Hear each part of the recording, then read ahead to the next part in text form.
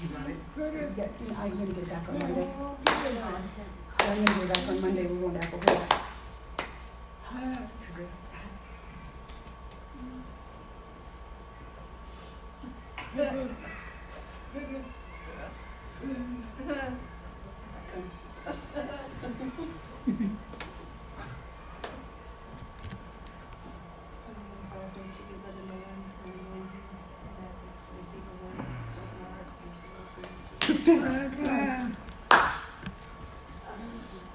So Brother Candido said Brother Noland, so I was wondering if he was talking about me or if he was talking about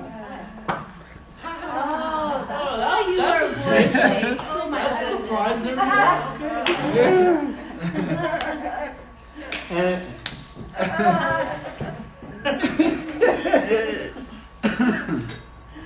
Okay. So I'm going to go ahead and start. I'm going to talk briefly before I get started.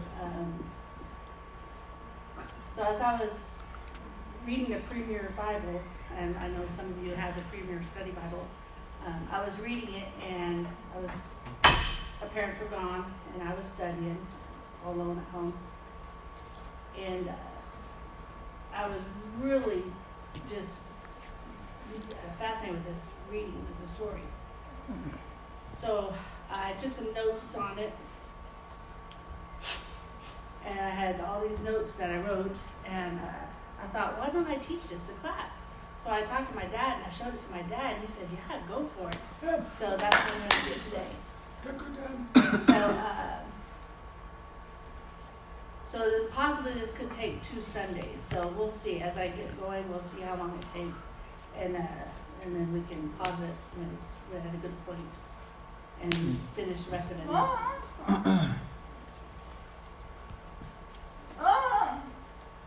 So I'm going to go ahead and start with this. This is our title here, God is all powerful. We all know that. We all know this.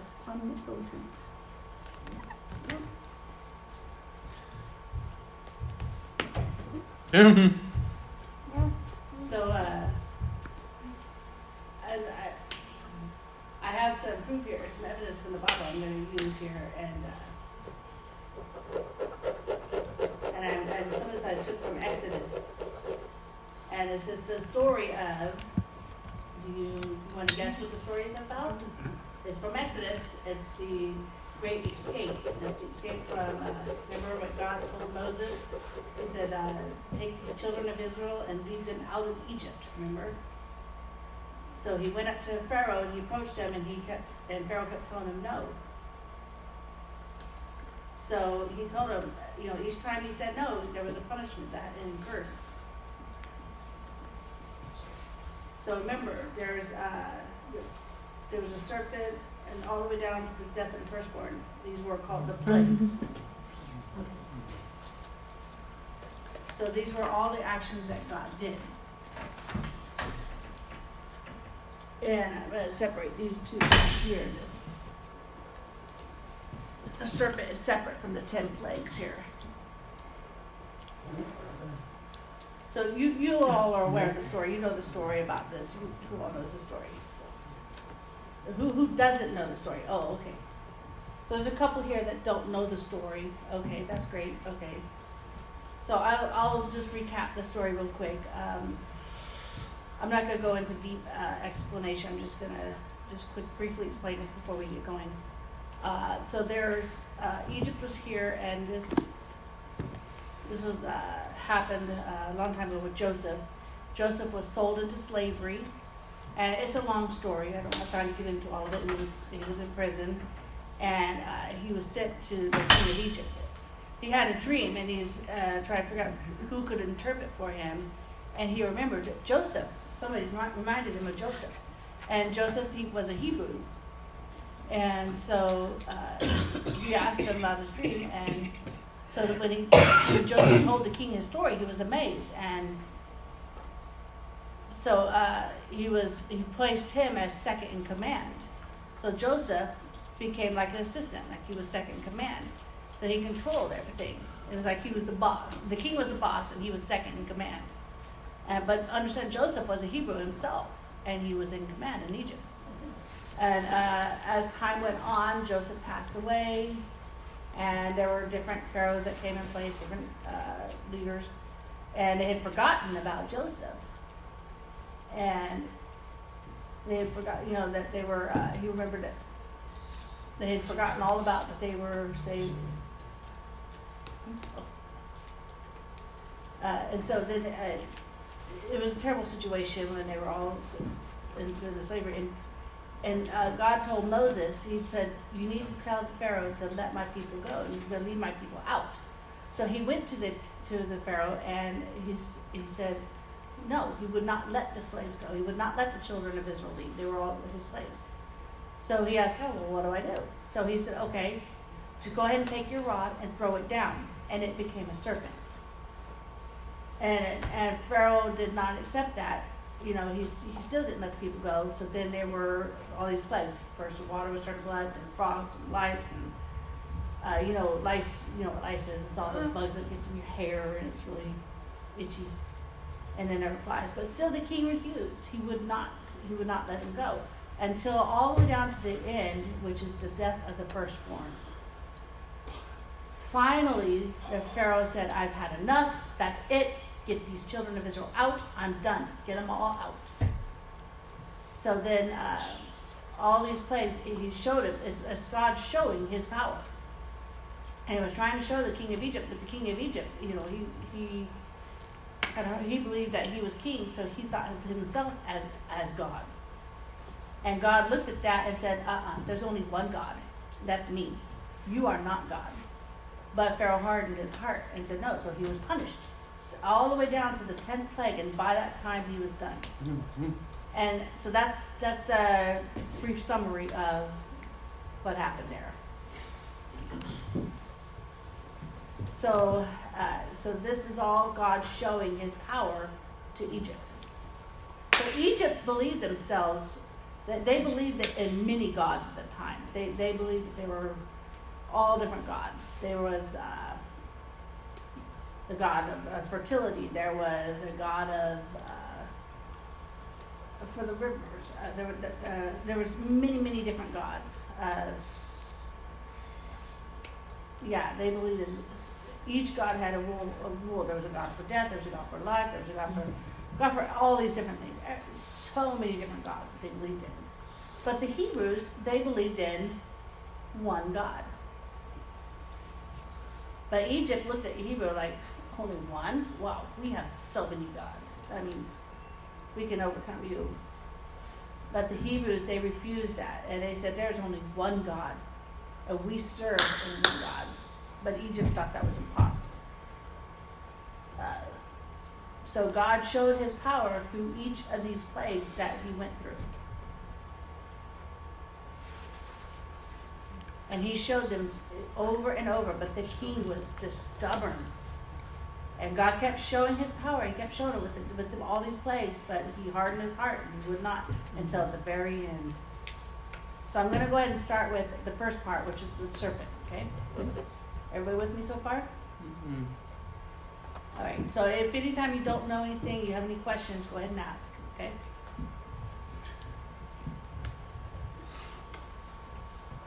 So right here, this is, before I get started, I pulled a lot of these verses out. I did a lot of research from the Premier Study Bible. So if you look, it's in there as well. So in Exodus chapter 7, verses 10 through 13, and this is the part where it's talking about the serpent. And I'm going to explain to you. It's not really a serpent itself, but it's actual representation. It says, and Moses and Aaron, and you know who Aaron is, right? He's Moses' brother, right? Okay. So, and Moses and Aaron went unto the Pharaoh. And they did so as the Lord had commanded. And Aaron, okay, so remember he had a rod, and it says Aaron cast his rod before Pharaoh. And the Pharaoh, his servants came, he cast his rod before Pharaoh and before his servants, and it became a serpent.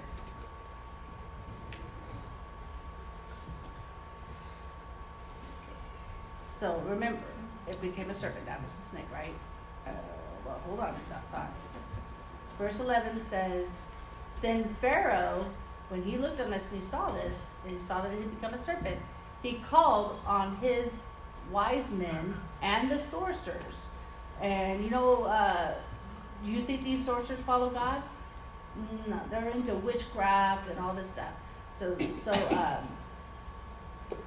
when Aaron's rod became a serpent, he called on his wise men and sorcerers and the magicians of Egypt, and they cast down theirs, and theirs became a serpent as well.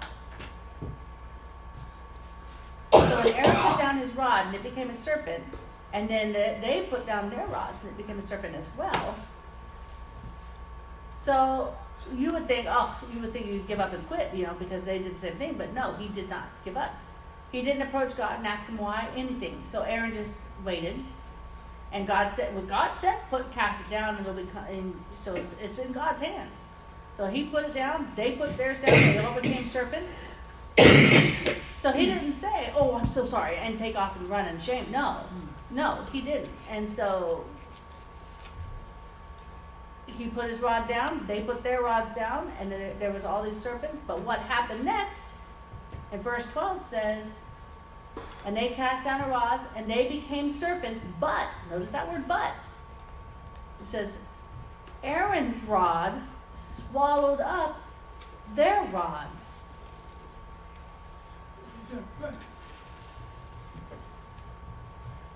So remember, it says here, the magicians and the sorcerers, the wise men and sorcerers and the magicians, they threw them down their rods. We don't know how many rods there were. It could have been 12, could have been 7. We don't know how many rods it was. But the point is, it wasn't just one. It was more than one rod that the Egyptians had thrown down.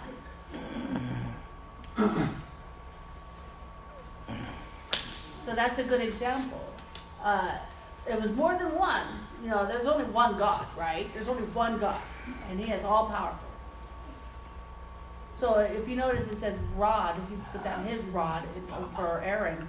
But then on the Egyptians, it says rods. They cast down their rods as well. So there's more than one.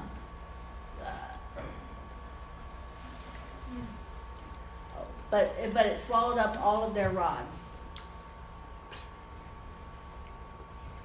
It could, however many rods it was, we don't know. We do not know. It doesn't really say how many rods that were cast down. Yeah, it says it swallowed. So it swallowed up their rods.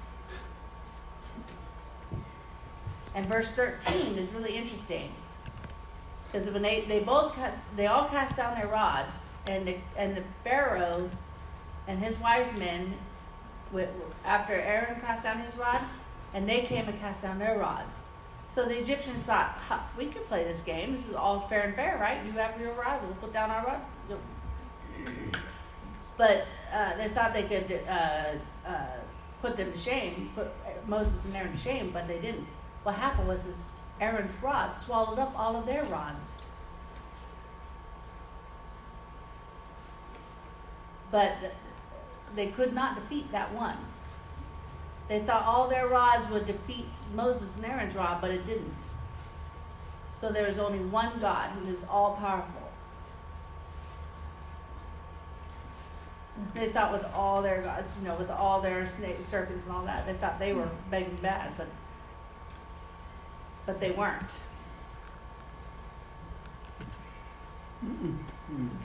Okay. And then if you notice here, the word serpent, and the word serpents here, if you look in I'm going to challenge you to go ahead and look in your Bible. What does it say there? For this verse here.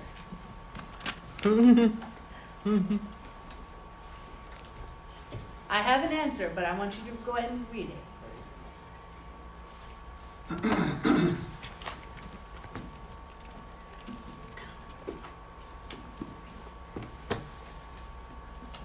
It says it's not like it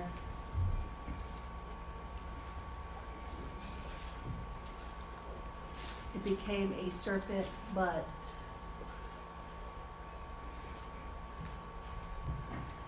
Aaron's rod became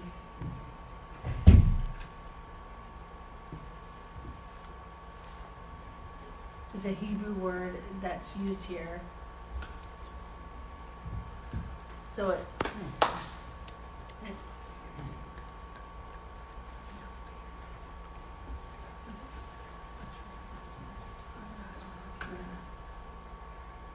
oh, crocodile, okay. So it was like a crocodile is what the word they used here. So if you know this word here, serpent, the Hebrew word tannin, this is a Hebrew word, T-A-N-N, tannin. It means crocodile. What's interesting in the Egyptian word, it means crocodile.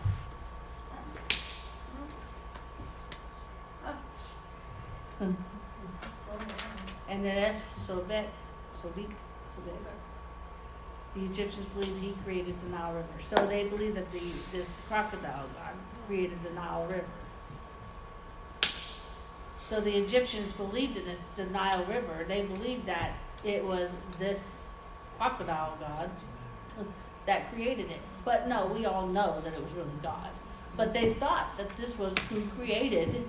If it has the head of a crocodile, that was what created the Nile River. So when Aaron threw down his rod, it became a crocodile, and it swallowed up all of their others that the Egyptians cast down. So Aaron's, when it was a crocodile, it was really a crocodile. And it swallowed up all the others that the Egyptians cast down. And they cherished the crocodile. They honored the crocodile. And Aaron's crocodile defeated all of theirs. It was like God was showing and proving that he is more powerful than they were. So Aaron told the people, he told them, let my people go, and Moses said no, the Pharaoh said no, so then he threw down that rod, and it became a crocodile, and it ate up all of their rods, and annihilated all of them. But the Egyptians were looking at this going, that's our God, the crocodile, that's our God. But God defeated them.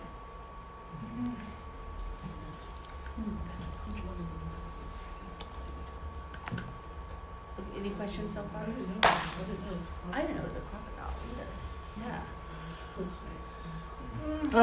So yeah, reading this, it was fascinating when I read this. It just add new meaning and insight to this, you know. So are there any questions?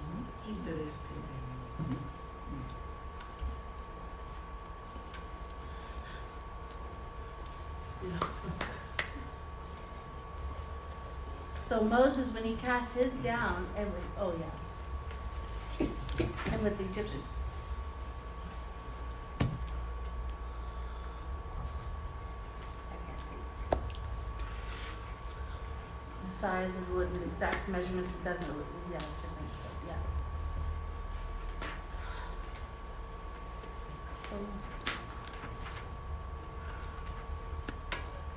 So the crocodile, they're not the same. Crocodiles yeah. Alligators and crocodiles are very different. And they're called saltwater crocodile. Yeah.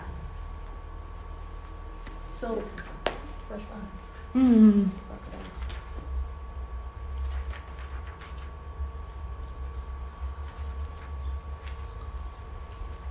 So when scholars they did some really just end up studying to find out exactly what they meant. And they use this word here, tannin, which the Hebrew word, but in the Egyptian language it means crocodile. So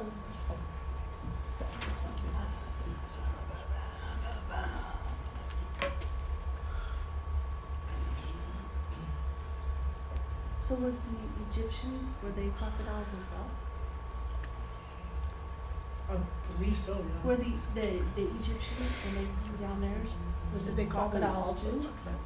Since So it was all the same, okay.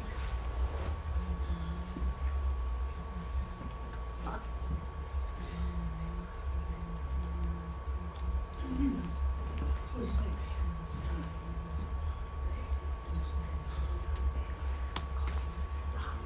serpents and Well, that word that they use. So if you look here, I have a really cool thing here that I click on. I can show you. It's a Hebrew word, and it pulls up what it means and everything. And right here it says serpent, the word serpent. When you click on that, it will pull up. If you can read what it says for me, it says tanum, and it says that it's a crocodile or serpent or called marine or land monster, sea serpent, dragon. But if you understand what pharaohs, what they called that word there, it was also used as crocodile. So, which means it can have so much more in-depth meaning to this, which is really fascinating. But my whole point is that they believed that the crocodile was their god. But Aaron's, that rod they threw down swallowed up all of theirs. So it's like proof that God's telling them, I have more power than you do.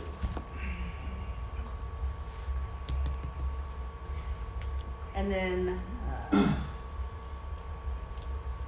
so the point is God defeated all of theirs and as proof that He is all powerful. So remember, the Egyptians believed that the Nile River that was created by this crocodile god,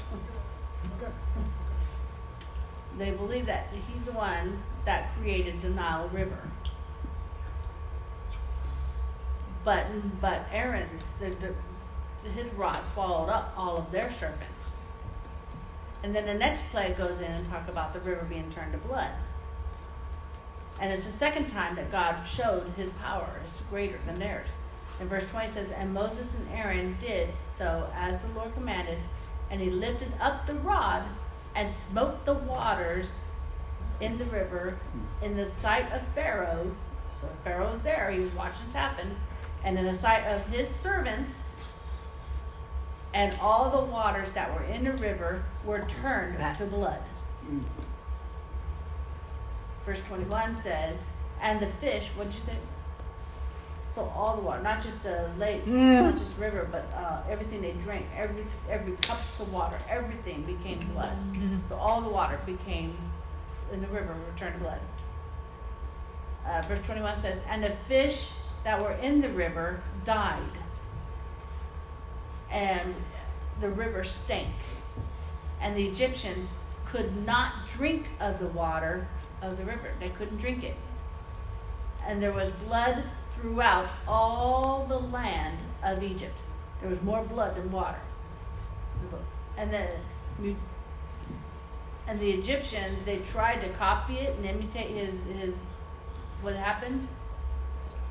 But remember, the first thing that happened was Aaron threw down a rod, and they came and they threw down their rods, so they were able to copy it, right? But the second time, they were not able to. They were trying to copy it, they were trying to dismiss his abilities.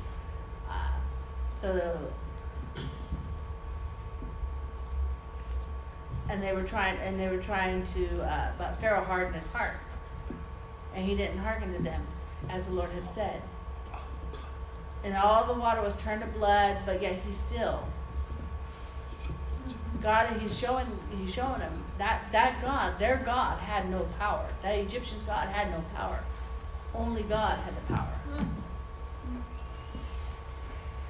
And he's showing the Egyptians, he's showing them, and he's punished them. Your crocodile God did not make that Nile River. I did, but Pharaoh hardened his heart against them. And then the next part, we turn frogs here. So the next plague is frogs. It was very interesting. It's Exodus chapter 8, verses 2 through 7. And remember, first was the serpent, remember? So if we go back here, the serpent was the serpent was what he did as an act to show that I'm more powerful, but they didn't believe it. So fine. So now the next things that happened, these were all the 10 plagues that happened after this.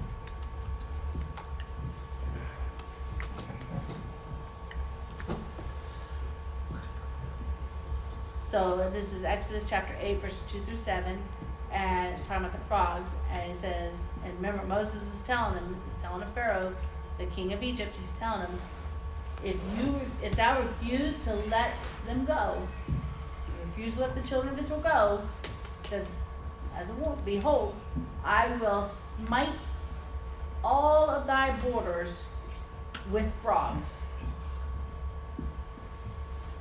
This borders means they're the landlines here. So frogs from all around are going to come in, and you're going to be covered with frogs. Verse 3 goes on to say, and the river shall bring forth frogs abundantly, which shall go up and come into thine house, into thy bedchambers, on thy bed. So as you're trying to rest, you're trying to sleep, you're going to have frogs all over you, and into your house of thy servants, and upon thy people, you're going to have frogs all over you. And in your oven, as you're trying to make food, you're going to have frogs in your oven. Frogs. And into thy kneading throes, when you're trying to knead bread, you're going to have frogs trying to jump in your bread while you're making it. Verse 4 says, and the frogs shall come up both on thee and upon thy people and upon all thy servants. And the Lord spake unto Moses, say unto Aaron, stretch forth thine hand with the rod over the streams. So notice it's over the rivers again. So remember, the first was the alligator, the serpent, you remember. And then the second one was he stretched his rod over the rivers and the ponds, caused the frogs to come upon the land of Egypt. And Aaron stretched out his hand over the waters of Egypt, and the frogs came up and covered the land of Egypt. And the magicians, remember, the Egyptians, as they tried to copy and do the same thing that Aaron did, and they tried to do the same thing with the frogs. So Pharaoh, he saw what the Israelites could do, what God could do, their God could do, and he's tried to copy it with their magicians. But as remember, when the serpent ate all their serpents, and then he's hardened his heart, and fought against the waters were turned to blood, he hardened his heart. But what's interesting is the Egyptians have a frog god. The Egyptians cherished frogs, and they wouldn't kill them because it was the fertility of godness, a fertility goddess. So that as the frogs are all over the place, and they can't kill them because they believe that they're a god. So they honored them. But these frogs are just in everything and doing everything, and they're just everywhere. And they want to, but they can't. They can't kill them because they're their goddess. So God's showing them, I have all power. I have all power. Oh, wow. But Pharaoh again hardened his heart still.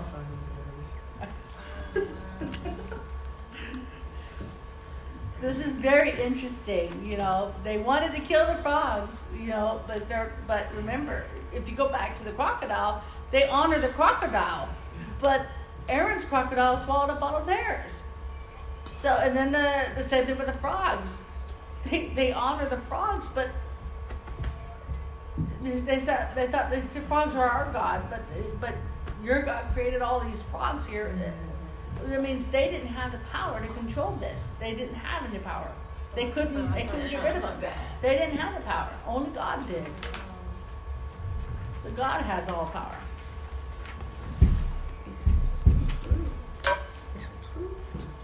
So the frogs, how long do they stay?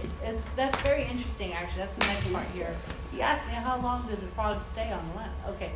So this is, again, emphasizing here that God knew, or Egypt, they thought they had so many gods, but God was proving that He is the only God. In Exodus chapter, I remember this is with the frogs here, it's Exodus chapter 8, verses 9 and 10. And God said unto Moses, glory over me, and Pharaoh told him, he went to Moses and said, please get rid of these frogs, forgive me. And so Pharaoh understood the frogs, he had no power over those frogs. He knew that these were from God. So he went to Moses and Aaron and he said, can you tell your God to stop, to get rid of these frogs, please? Tell him for me. So it says, entreat thee, when I shall entreat thee for thy servants and for thy people, to destroy the frogs from thee in thy house. So he asked him that they may remain in the river only. And he said, tomorrow, so he's telling King Pharaoh, so remember, all these frogs came over here and they're all over the land.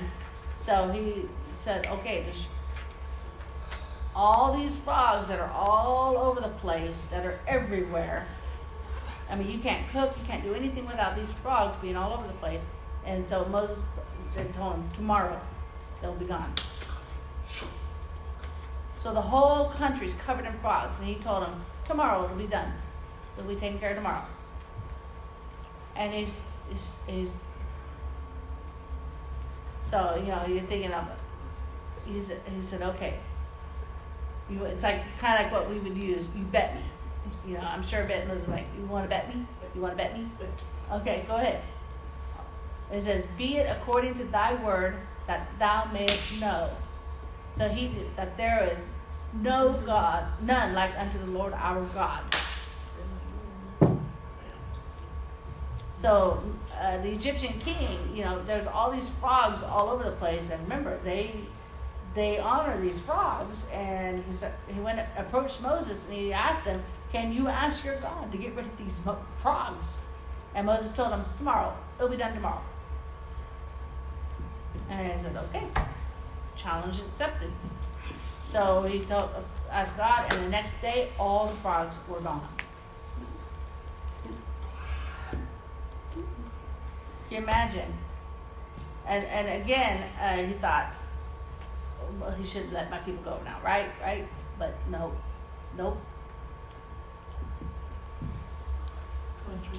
God defeated the crocodiles. God defeated the blood and the frogs. And still, Pharaoh hardened his heart and said no, he wouldn't let the people go. So that was the first two.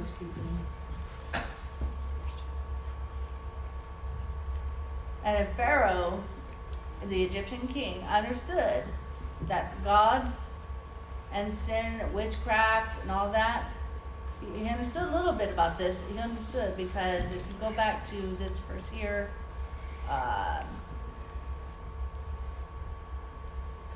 and the magicians did so with their enchantments. So the Pharaoh understood there's a spiritual power here.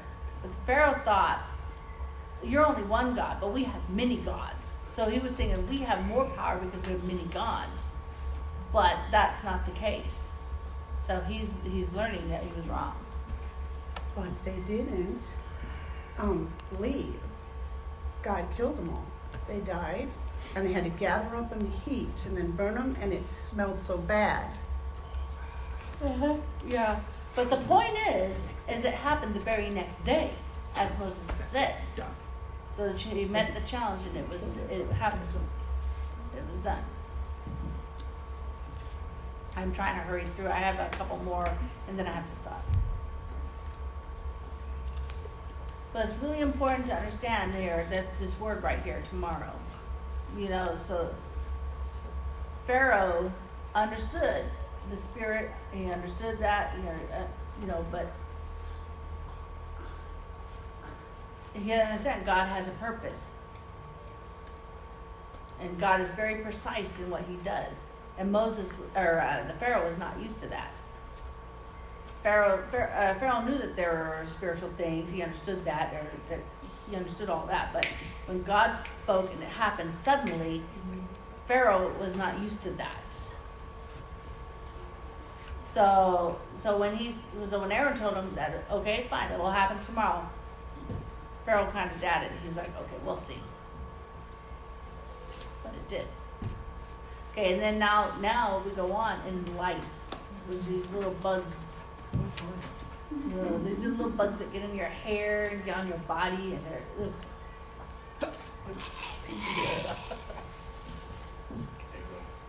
yeah, the dust, yeah, that's crazy. And jumping before, put the cart over there.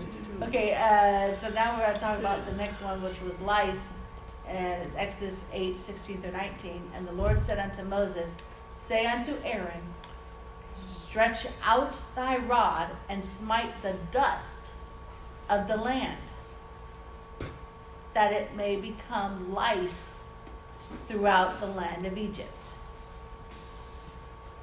So all these bugs covered the land of Egypt, as in everything. It's in your hair. Oh yeah, it's just disgusting.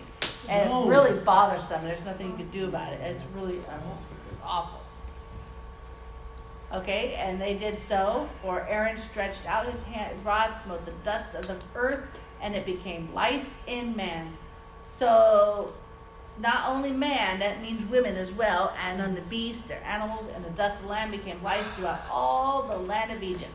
So everybody had lice. I mean, you had to cut your hair, you're just scratching everywhere. It's just really, ugh. So it was only on the Egyptians. Yeah, I have more to add to that. I will add to that. And verse 18 says, so first, the Egyptians copied the crocodile, the serpent, and they tried to copy all the different plagues, but then when they get to this lice, this is awful. And the magicians did so with their enchantments to bring forth lice, but they could not. Remember, this time they failed to produce this. And there were lice upon man and upon beasts. They could not copy this plague. So now they're realizing, then the magician said unto Pharaoh, this is the finger of God. We can't copy this. We can't do this. And Pharaoh's heart was hardened.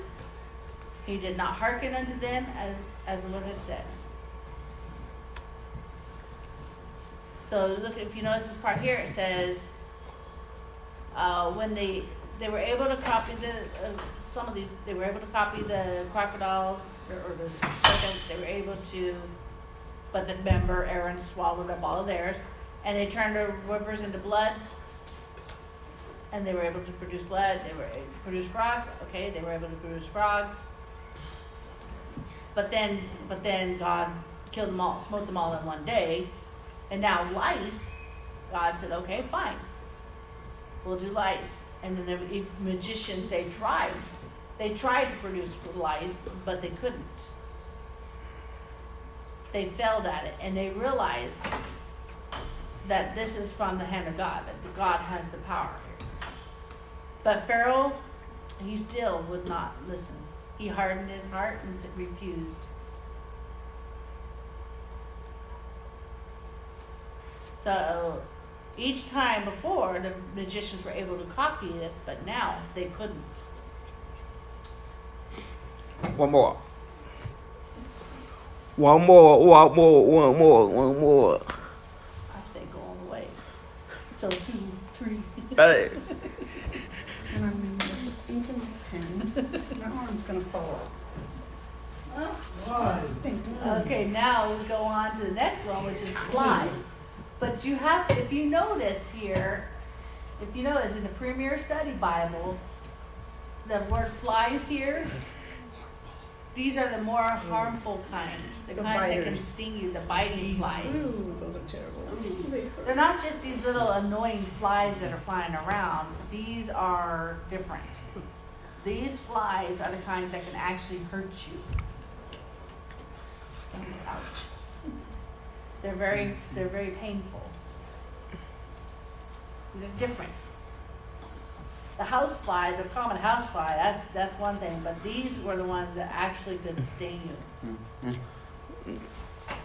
So in America, our flies that fly around, you know, I mean, they're annoying, you know. But you know the horse flies? Horse flies bite. It doesn't say. It doesn't say which kind. It just said harmful flies. They were harmful flies. Horse flies. I've been bitten. Verse 20, Exodus 8, verse 21 says, "Else, if thou wilt not let my people go," notice he keeps asking them over and over. He keeps hardening his heart. So he said, "Okay, behold, I will send swarms of flies." That means there's going to be swarms of flies, not just a few, but it's going to send swarms of flies upon thee. Double. Yeah. So swarms of flies is like a big old group of them coming at you. It's like clouds of flies covering everything. So it could be like groups of flies or like clouds of flies. Yeah. Yeah. It will come upon thee and upon thy servants and upon thy people in thy houses, and the houses of the Egyptians shall be full of swarms of flies, and also the ground whereon they are. So everywhere you step, everywhere you walk, there's going to have flies everywhere. Could you imagine having frogs all over the place, hopping everywhere where you're trying to go, you know, just everywhere you're trying to walk, you have frogs jumping around at you in your face, everything. You couldn't get away from them. With these fast, swallow the flies. Oh, can you imagine as you're trying to breathe, they go up your nose and in your ears? Oh, that's gross. Stop. I don't know. She's plus doubles everything. Oh, I miss you, shake. Stop. Oh. Gross. And swarms of flies. It says swarms of flies. That's like you're just Share the frogs covered now. with them. We'll share the frogs Right. now. You could eat the flies. Then the next verse goes on. This is very important here to show you. Just used to show the Egyptian king here. They didn't realize this, but before this, you know, they said, okay, we'll wait till tomorrow. You said tomorrow they'll be gone? Okay, good, great. But, you know, when the Egyptian king saw that the next day it happened, God told him, he said, I'm in control of time, and I'll decide. I'll control the place, and, you know, it says, I'll put a division between my people and thy people. So he separated them here. It says, and I will sever in that day the land of Goshen. That's where the Hebrews lived. This is where they lived, in the land of Goshen, in which my people dwell. So this is the people of God. They live in this land here. It's like, it said that no swarms of flies shall be there. Sever means to completely separate. That means to just completely separate, sever ties, to cut off. You're completely separate. So God was in control. God was showing that he was in control here. He said, I will sever the land of Goshen where my people dwell, that no swarms of flies shall be there. So there were no flies in the land of Goshen. So in Goshen, in all the land of Egypt, there are flies everywhere, but not in Goshen. Then to the end that thou may knowest that I am the Lord in the midst of the earth. And he's saying, I am the Lord. And he said, you will know this by seeing the separation of the flies from this one area. They will not be in this area. Oh. Yep. So he's like, okay, fine. Yeah, he's like, oh, that can't work. You can't do that. But it happened. And that is power. That shows the power of God. Yeah, he didn't realize he didn't know that could happen to him. But that shows that God was in control. God totally controlled it. It says, I am that I am. Yep. It says that over and over again. Oh. Could you imagine seeing that? You go step into Goshen, you see like this wall of flies, this just big old wall of a swarm of flies there. Could you imagine? Oh. Yeah, just exactly like glass. They can't get through. They just bounce. They have to stay away. It's like same as the Red Sea. You know, when they parted the Red Sea and the children of Israel walked through.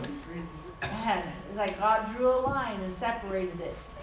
And that it was all to let Egypt know that I am the Lord. I will speak and suddenly it happens. I guess whatever I say, just speak the word and it will happen immediately. And verse 24 says, and the Lord did so.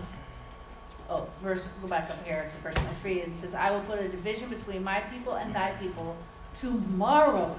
Again, this is emphasizing this. God is in control. He's going to do it right now.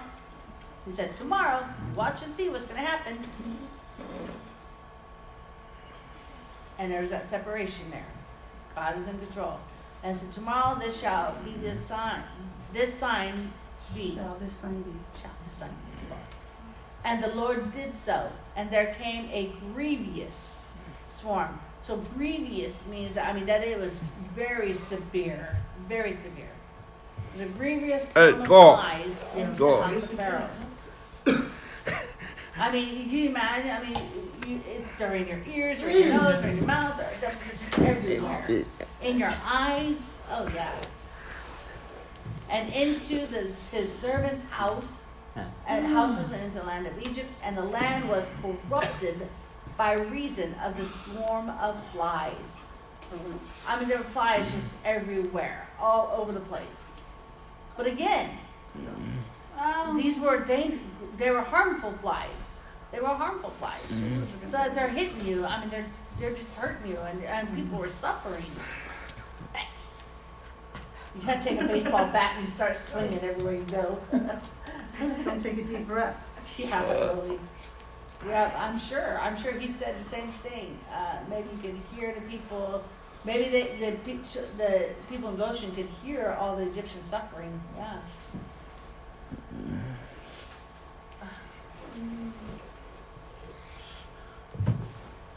Yeah.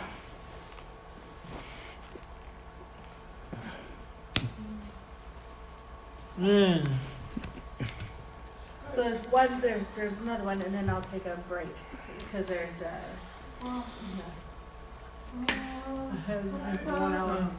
Because the note taker. Oh, I know mine. For hand. Yeah. I've experienced that the more we keep going, the tireder we get, and things will start going over your head. So you can actually hold up 30 to 40 minutes of information at a time.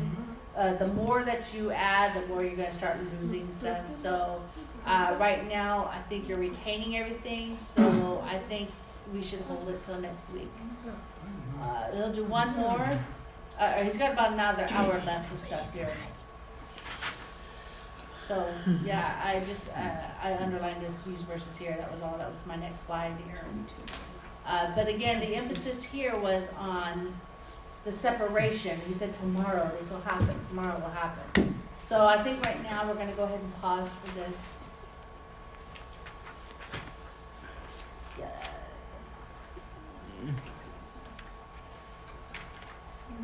So yeah, Joseph was before this. It was Jacob, Isaac, and Isaac was before that. Before that was Abraham. So he's from the lineage from Jacob. It was Isaac, Jacob, and next was, do you remember? Abraham. Yeah. So that's the lineage there, how it goes. Yeah, Joseph had a dream, and it was like 400 years later, it was Moses, right? Yeah, if you remember, they moved into Egypt and they stayed there, they lived there. And when there was a great famine in the land, the people in Egypt, there were so many people, they were afraid of the Israelites because there were so many Israelites. So they decided to put them into slavery because they were afraid they would try to take over. So it was like, how many years later, then they were let out. But the children of Israel were crying to be freed and trying to get out.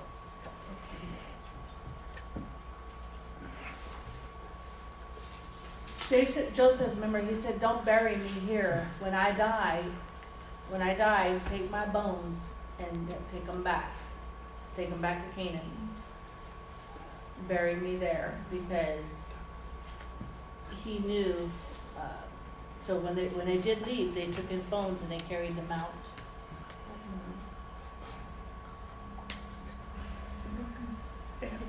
I know they did. So remember Canaan, when God led them, He was trying to save them. They saving them from the famine because there was no food. There was a great drought in the land, and there was no food. So God led them and put them here, but they multiplied and they grew from here, and that's when Pharaoh put them in slavery. So Moses.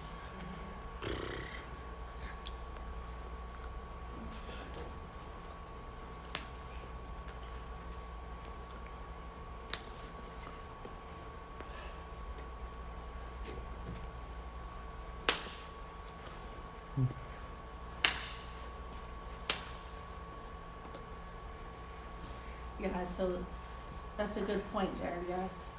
You're right, that's a really good point.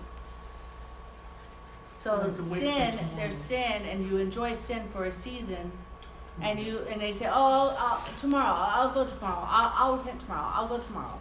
I'm enjoying myself now, I'll go tomorrow, and you keep putting it off, It's kind of similar to this here too. So, yeah. That's a good point. That's a really interesting point. So if Pharaoh said, Moses said now, but he was like, oh no, not now, tomorrow. So he was still turning his heart against him.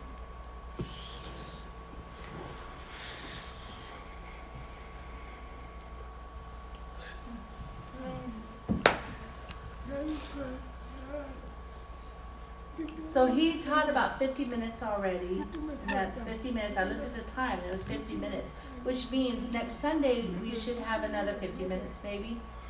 So I really enjoyed this class today, and next week I asked him another question. I highly recommend that all of you look through these verses and go ahead and read it on your own, and then when you come back, you can memorize it and the points that we have. Yeah. So I'm looking forward to him teaching again next week. That was really good. Yeah, she said it was very fascinating, very interested. Yes. I really enjoyed it. Yeah, he loved it. So, yeah, Moses. These two signs are the same that we used for Moses. Really, the sign here that we used. The sign here for Moses is after he got the 10 Commandments. So during this time, this is when the children of Israel are in Egypt.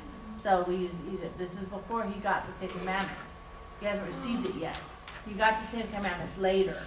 So that Moses, you had to wait till later when he got the 10 Commandments, and then they used a sign for Moses. But they're still in the land of Egypt, so we used a sign for Moses. So, yeah. This is during the time when they're in Egypt. But some people use this sign for Moses anyways, but yeah. Whichever. Okay, so next Sunday morning we'll eat less and then come in here and be ready for class. So let's go ahead and pray in closing. Thank you, Lord Jesus. Thank you for using Brother Kyle to teach your word. And as we learned a history about this and how it applies to our life. And yours is so good. Thank you in Jesus' name.